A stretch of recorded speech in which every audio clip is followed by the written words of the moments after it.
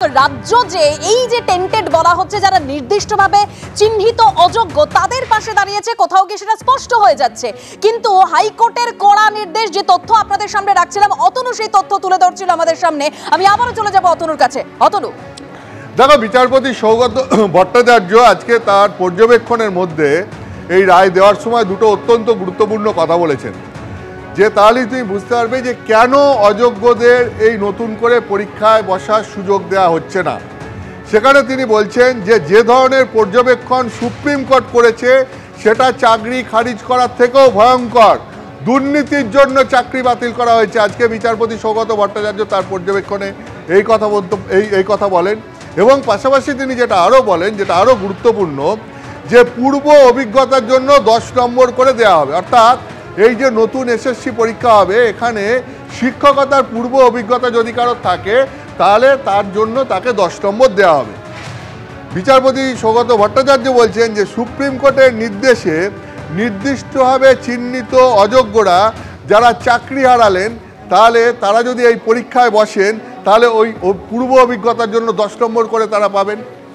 অর্থাৎ তুমি বোঝো যেটা আইনজীবীরা বলছেন, যে বিচারপতি ঠিক কী বলতে চাইছেন, যেটা আইনজীবীরা বলছেন যে যেখানে সুপ্রিম কোর্ট নির্দেশ দিচ্ছে যে নির্দিষ্টভাবে চিহ্নিত অযোগ্যরা যারা দুর্নীতি করে চাকরি পেয়েছে তাদেরকে বেতনের টাকা ফেরত দিতে হবে, আর সেই নির্দিষ্টভাবে অযোগ্য প্রার্থীরাই যদি ফের চাকরিতে বসার সুযোগ পায় তাহলে পরে তারা সেই দুর্নীতি করে আসা চাকরি তার অভিজ্ঞতার জন্য 10 নম্বর করে পাবে।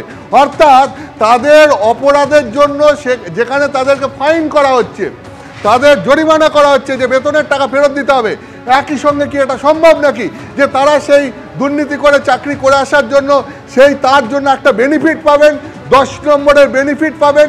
যে চাকরির জন্য তারা 10 নম্বরের বেনিফিট পাবেন আসলে সেই চাকরিটা তো তারা দুর্নীতি করে পেয়েছেন, ফলে সেই চাকরির জন্য তারা তো কোনো বেনিফিট পেতে পারেন না।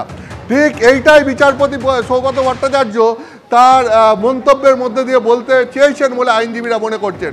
অর্থাৎ তুমি পরিষ্কার বুঝতে পারছো যে যেহেতু দুর্নীতি করে চাকরি পেয়েছে অযোগ্যরা, তাদের বেতন ফেরত দেওয়ার কথা সুপ্রিম কোর্ট বলেছে, সেই কারণেই তারা নতুন নিয়োগ প্রক্রিয়ায় আর অংশ নিতে পারবেন না। বিচারপতি সৌগত ভট্টাচার্য আজকে তার রায়ে এটাই বলেছেন, এবং এটাও বলেছেন যে যদি কেউ ইতিমধ্যে ফর্ম ফিল আপ করে থাকে তাহলে তার আবেদন বাতিল করা হবে। কিন্তু এখন প্রশ্ন উঠছে, আইনজীবীদের একটা অংশ থেকেই তারা প্রশ্ন তুলছেন রাজ্য সরকার এবং এসএসসির ভূমিকা নিয়ে, যে রাজ্য সরকার এবং এসএসসি এর পরেও কিভাবে অযোগ্য চাকরিজীবীদের পাশে দাঁড়াচ্ছে, তারা যাতে চাকরির পরীক্ষা ফের দিতে পারেন তার জন্য সওয়াল করছে। যদি এই রাজ্য সরকার এবং এসএসসি মিলে যোগ্যতার সঙ্গে যারা চাকরি পেয়েছিল তাদের লিস্টটা পরিষ্কার করে কলকাতা হাইকোর্ট এবং সুপ্রিম কোর্টে জমা দিতে পারতেন, তাহলে হয়তো এই পুরো প্যানেলটাই বাতিল হতো না, নতুন করে চাকরি পরীক্ষা নেওয়ারই দরকার পড়তো না। এত যোগ্য পরীক্ষার্থী, এত যোগ্য চাকরিজীবী তারা এই আকুল পাতারে গিয়ে পড়তেন না, এই সমস্যার মধ্যে পড়তেন না।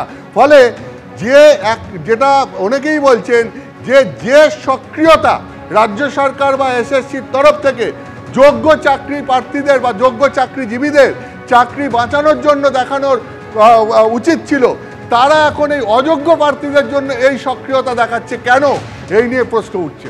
একেবারে ধন্যবাদ অতনু। অর্থাৎ সেই জায়গা আবারও উঠে আসলো যে চাল আর কাঁকড় যদি আলাদা করা যেত তাহলে এই পরিস্থিতি তৈরি হতো না, প্যানেলটাই বাতিল হতো না। আর এবার আপনাদের সামনে রাখবো চাকরিহারা শিক্ষিকা পিয়ালি গড়াই, এই যে হাইকোর্টের কড়া নির্দেশ, তারপর কি বলছেন শুনুন।